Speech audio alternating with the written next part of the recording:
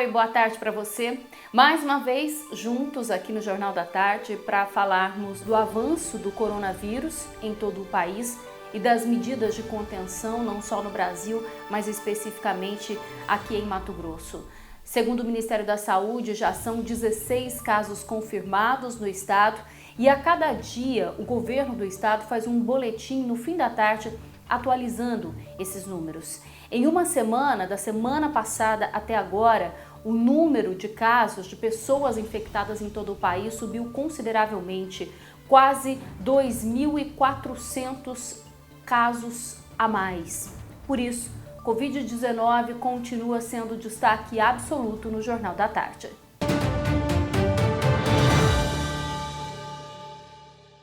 E uma das medidas que mais impacta no dia a dia dos cidadãos é que a Justiça determinou que o comércio de Cuiabá siga fechado. A Procuradoria-Geral do município entrou com um mandado de segurança contra o decreto estadual que autorizava a volta do funcionamento. A decisão do desembargador Orlando Perry saiu neste domingo e determinou a continuação do período de isolamento.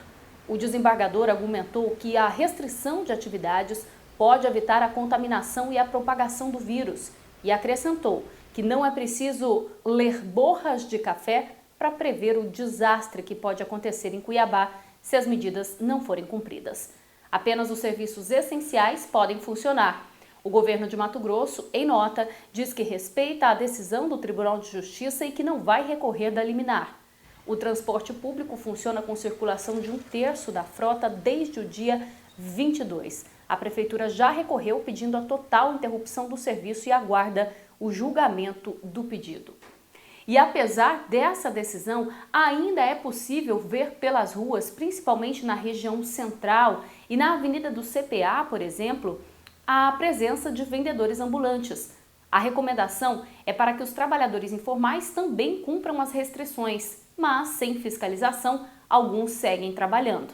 Nesta segunda-feira, o Senado deve votar o auxílio de R$ 600 para autônomos, aprovado na Câmara dos Deputados. A ajuda durante a crise é para trabalhadores sem carteira assinada, sem assistência social e desempregados, aqueles que desistiram de procurar trabalho durante a crise. Enquanto isso, comerciantes e empresários que podem continuar trabalhando estão tendo que se ajustar às medidas de segurança. O período de quarentena tem obrigado empresas a se adaptarem para não ter que fechar as portas. E com isso, empresários estão se ajustando a essa nova realidade. Para passar esse momento, essa fase, foram necessárias adotar algumas medidas, Na frente das nossas lojas, por exemplo, colocamos um cartaz conscientizando a população que houve alteração no horário, que precisa se higienizar, Tem informativos da Prefeitura com o decreto que foi assinado pelo prefeito Emanuel Pinheiro, plaquinhas e avisos dentro das lojas, informando aos clientes a necessidade de se higienizar, de ficar na distância de 1,5 m uns dos outros, Faixinhas amarelas na frente do açougue e da padaria para poder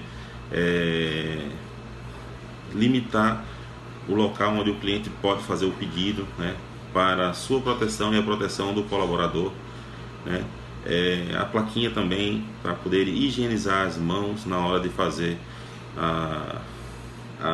a busca da sua mercadoria. Eu sou professor de Kung Fu e Tai Chi Chuan. Eu e minha sócia temos 3 escolas aqui em Cuiabá. Então a gente decidiu ingressar nas aulas online para se adaptar a essa nova realidade que é a quarentena. É muito importante que a gente não saia de casa para que a gente consiga não transmitir, não propagar esse vírus para frente. Mesmo como empresário perdendo muito dinheiro ou talvez perdendo nas minhas escolas físicas, a gente não pode colocar em risco a saúde física das pessoas, a vida das pessoas em risco por causa de um CNPJ. Uma pesquisa feita pela Federação das Indústrias de Mato Grosso, a FIENTE, revela que 96% dos empresários estão tendo prejuízos com a pandemia. Para o setor hoteleiro, a situação é crítica. A taxa de ocupação caiu de 80% para 5%. Os empresários pedem ajuda do governo para que não haja demissões. Outro setor que também está sendo afetado pela pandemia do novo coronavírus é o setor hoteleiro. Aqui em Cuiabá, várias empresas já decidiram fechar as suas portas por 30, 40 dias, até porque as pessoas não estão circulando, não estão se hospedando.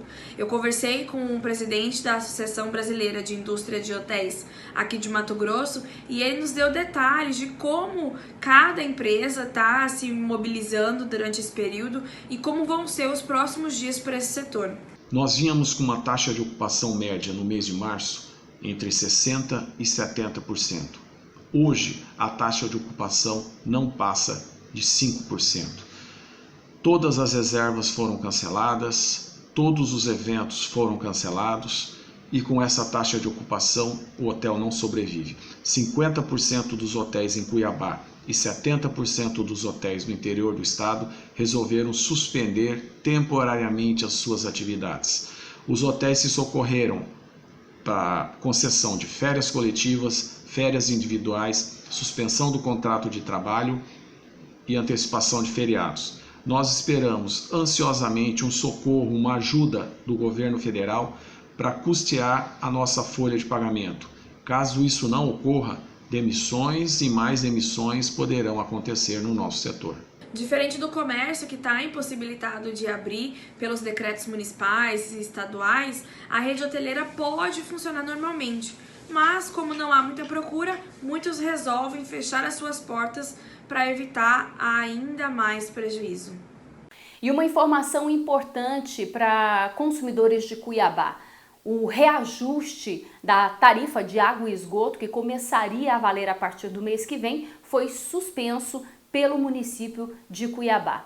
A medida foi adotada por causa do momento vivido de pandemia mundial por causa do coronavírus. O aumento aprovado pela Agência de Regulação dos Serviços Públicos, ARSEC, entraria em vigor no dia 17 e seria de 6,037%.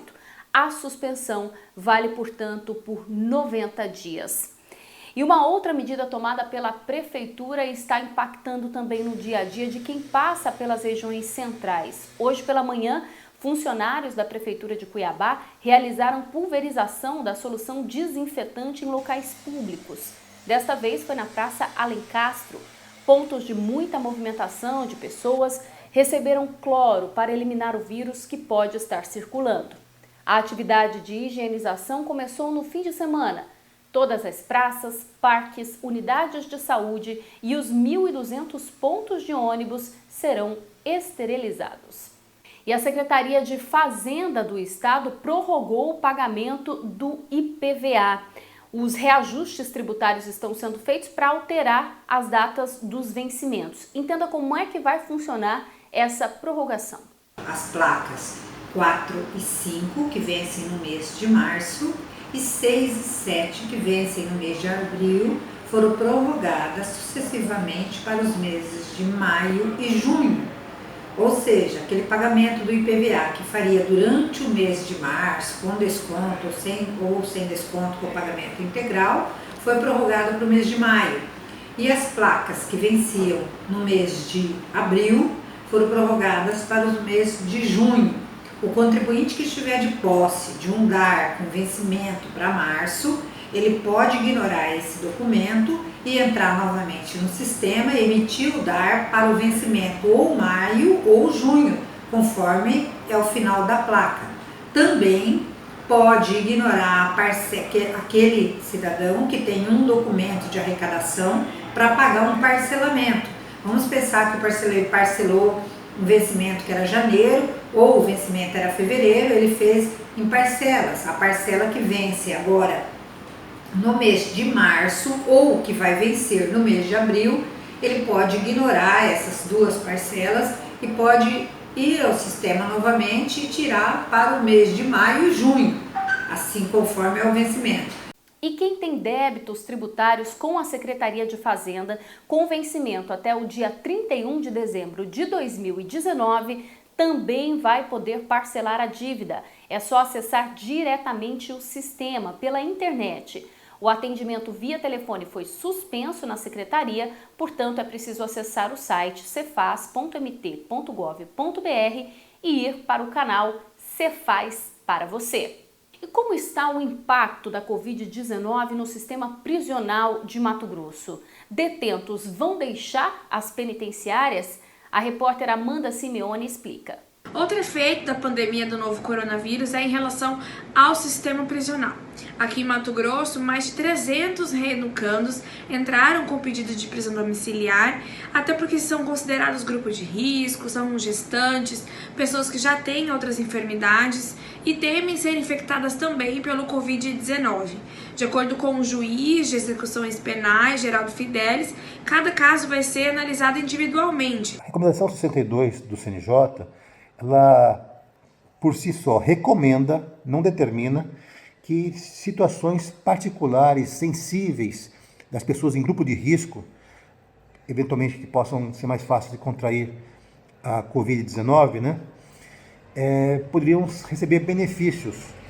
E nós, como tínhamos esse levantamento feito já da correção do ano passado, das informações dos órgãos de saúde ligados ao sistema penitenciário, nós fizemos sim, já nos primeiros dias, o enquadramento dessas situações.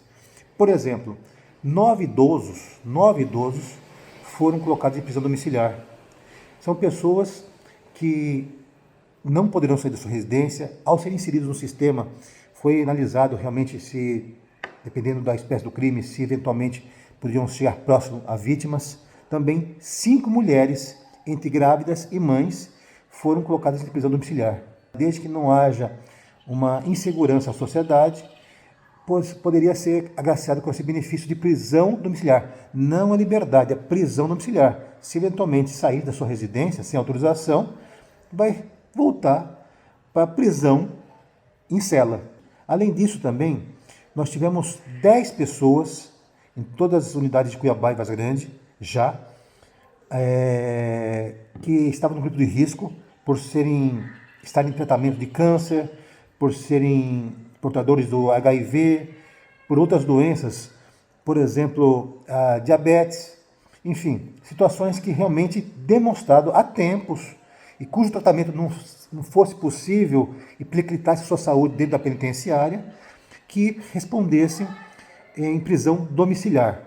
Além disso, o desembargador João Ferreira concedeu regime domiciliar para alguns presos que estavam ali no centro de custódia da capital em razão do não pagamento da pensão alimentícia. A decisão do desembargador segue o STJ, que na última semana concedeu regime domiciliar para todos aqueles que estivessem presos em razão do não pagamento da pensão alimentícia. E para encerrar, uma boa notícia que vem de Várzea Grande.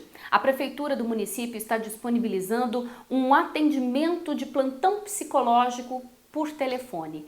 É um atendimento clínico emergencial aberto a toda a população durante esse período de crise em que a saúde mental também é bastante afetada.